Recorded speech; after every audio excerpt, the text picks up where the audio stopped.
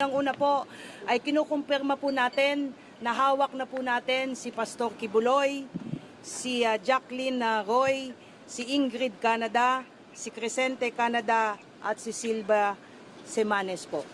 Nakuha po natin yung custody po nila around 5:30 this afternoon at mga bandang 6:30 po ay nilipad po natin sila mula po sa Davao papunta po dito sa Villamor po tayo lumabas.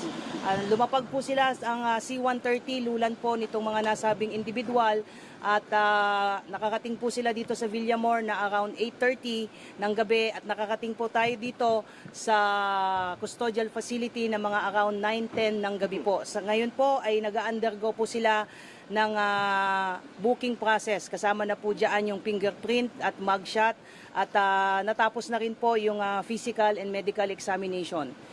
At nangyari po itong pangyayari po na ito dahil kanina pong mga bandang 1:30 po ng hapon ay nagkaroon po ng negosasyon para po sa mapayapa po nilang pagsuko dahil binigyan po natin sila ng ultimatum. Nang within 24 hours po ay kailangan po nilang sumuko at nagkaroon po ng negotiation. So ito po ay joint efforts po ng PNP and AFP. Maraming salamat po. Sa loob ba ng sila sa loob ng Freedom of Jesus Christ sumuko? Doon po mismo sumuko? Yes po. Opo. Sa loob po ng KOJC compound po natin sila nakuha. Ma'am, dito sa loob ng PNP Custodial Center, magkakasama po sila sa isang kwarto? Paano po mangyayari? Wala pa po tayong detalye po dyan. Maraming salamat po. Yun lamang po. May masusunod na mangyayari po? Ongoing po yung processing po ngayon dahil 5 katao po yan.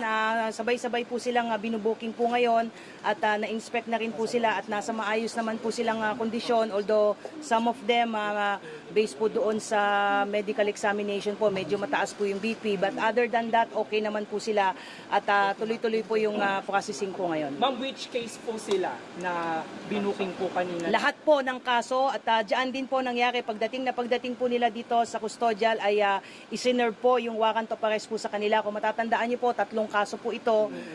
Yung kay Pastor Kibuloy po, yung child abuse po, yung sexual abuse at yung pong qualified trafficking. So binasahan po sila ng mga kaso po nila at nakaharap po ang kanilang abogado po. At pagkatapos po noon ay binasahan